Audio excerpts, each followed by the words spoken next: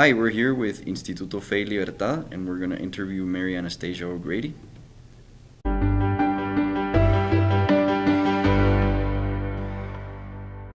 Mary, thanks for coming to Guatemala and visiting us. Many people here in Guate read your column and are huge fans. I'm among those people, by the way. I read your column. Thank you.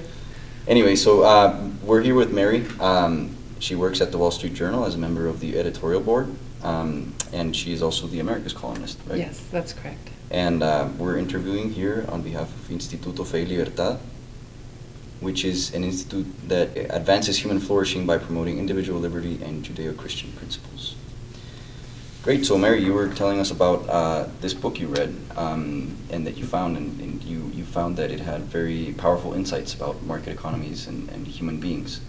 Yes, this was The Wealth of Persons, Economics with a Human Face. And it was brought to my attention because I had written about the struggles that Haitians have with being entrepreneurial, because there's so much charity that goes to Haiti, and sometimes this disrupts markets and makes it difficult for entrepreneurs. And subsequently, after I wrote this column, someone brought the book to my attention, and I enjoyed it a lot because I found in there this professor who originally was the chaplain at University College in Dublin and is now at Catholic University, John McNerney, and he writes the book from the perspective that entrepreneurship is part of what makes us human. It's very much of an expression of human creativity, and it's very much with the human person at the center of the activity. You know, it doesn't work without the human being. And in particular in the book, there's a chapter about an Irish nun who was born in England, but of an English mother and an Irish father. And she grows up during the famine. She came from more or less a higher class family, but she grows up during the famine, which really hit Ireland in the 1840s, but lingered on for some time. She enters the Sisters of Charity, and she realizes that basically what happened is that they were demoralized and their spirits were broken. And she got the idea, she felt that entrepreneurship was the way for them to recover their humanity. And so she started a woolen mills, and she didn't have any business experience. She started a woolen mills in County Mayo that is still there today. And that was around 1890 or so. And by the way, she had to get help from a Protestant capitalist from the north of Ireland. But when he saw how determined she was, he agreed to help her. Oh, wow.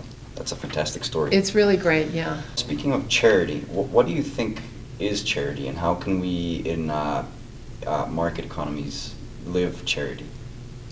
Well, charity is love. But when we talk about charity, I think we mostly mean giving people things. And, you know, Father McNerney makes a point in the book of saying that Sister Agnes, who started the mills, understood that giving people education, giving them sanitation, giving them roads wasn't going to fix what was wrong with the Irish spirit after the famine, that they needed to be able to put their own creativity to work. And so I think that when we think about how we can help places that are undeveloped and people who are less fortunate than we are, we need to think in that vein, that really what most people want is to be able to put their own creativity to work in something where they can be sort of the masters of their own destiny. And too often I think we want to do things for them because we think of them as incapable of doing it themselves. And I think Sister Agnes understood that if they had the infrastructure to basically put their own industry to work, that would be the best way to heal their souls. And so if we wanted to maybe change the way that foreign aid is thought of, you know, nowadays we have this big project going on where the U.S. Congress is giving El Salvador, Guatemala, and Honduras a lot of money. Mm-hmm. You know, taking into account the story and, you know, the argument that Father John makes, how do we reorient this aid that we're receiving, or how could we help congressmen, you know, understand the you know, economics with the human face? Well, I think that Congress has had more or less the right idea when they tried to make a trade agreement with Central America. I mean, they at least had the idea that trade is more important than aid, because trade gives people access to markets. So if they have something they want to sell, they shouldn't have a trade barrier of a high tariff or something like that. But the other problem in most of Central America has to do with the rule of law, I think. And so it's not really clear how you do this, but I think it's pretty clear that all of these countries need to strengthen the institutions that support the rule of law and protect property rights and ensure transparency and those kinds of things. Having said that, I don't think we really have a silver bullet about how to fix that. I mean, here in Guatemala, they've tried bringing in an outside organization to try to, get rid of some of the corruption. That doesn't seem like it's been super successful. So that the objective should be to improve the rule of law, because it's fundamentally what I think is stopping the investment. You need that judicial security or certainty, and what stops that is people are not sure if they put the investment there if it's going to be protected. So that's probably, that and access to markets are probably the two most important things, I would think. This subject is very interesting to me. Personally here, I think that we in Guatemala think of development and growth, economic growth, as habits that people need to acquire, right? We say, we are more educated, I guess some classes are more educated, more developed than others, and we think that we know what's good for other people. Mm-hmm. So how does, how can people who think that they themselves are better off, how can they help others without, this attitude of superiority and because most people still argue here that we need someone like Pinochet, Yeah. which is a bit horrible.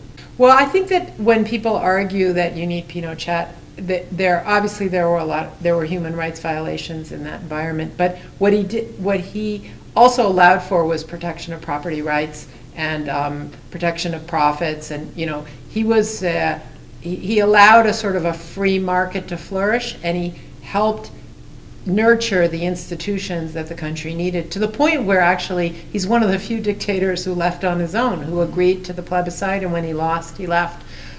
Which is not to say, I'm not trying to make any kind of defense of Pinochet, but I think that might be when people express some kind of admiration for him, it's because under his dictatorship you had the building of institutions to the point where he kind of developed himself out of a job.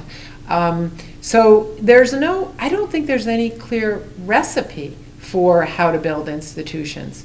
You have to have a commitment. You have to, I think one of the fundamental problems in a lot of countries in Central America is that the ideas that would support those institutions are not part of the norms and values of the society. And a lot of that has to do with academia.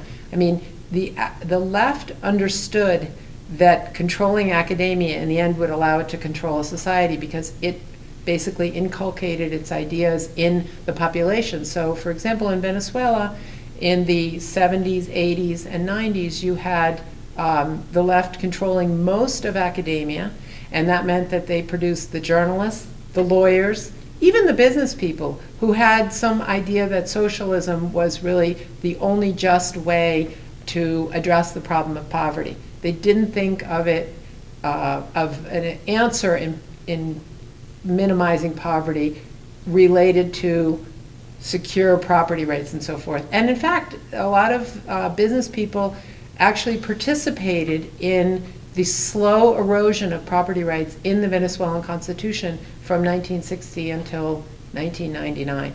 And they were basically complicit. Many people in Venezuelan society were complicit with that.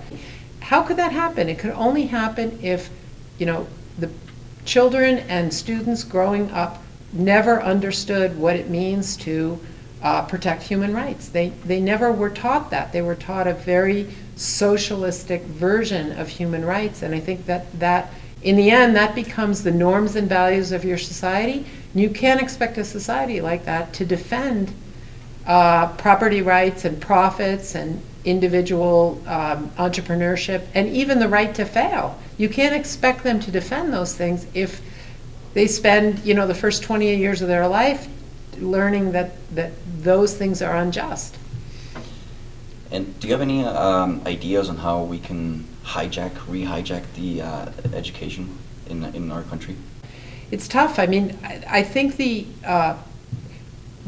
most basic thing is that people have to feel like we all have a role in defending what is a free and just society. So it isn't something where we can just become passive. We have to be active in that. And I think what happens in a lot of countries is people, for example, in Chile, after Chile had so much prosperity with free markets, people thought, okay, we're finished, we're done, we don't have to talk about that anymore. But it's something that you have to defend every single day. You have to defend it in different ways. And I think we're seeing that in the United States now with the North American Free Trade Agreement. It was signed in 1994, it's been very successful, but many people who were beneficiaries of NAFTA thought that we didn't need to defend it anymore because we were done. And now it's under attack, and we're kind of trying to recover from we're behind. And that just, I think, is emblematic of why it's so important for everybody in society in different ways, right? Teachers have a role, but business people have a role, and journalists have a role, politicians have a role in speaking about basically what is the human right of freedom. And we don't hear that very much. It's not in our language. And that's something that if we're going to recover freedom, we have to talk about it.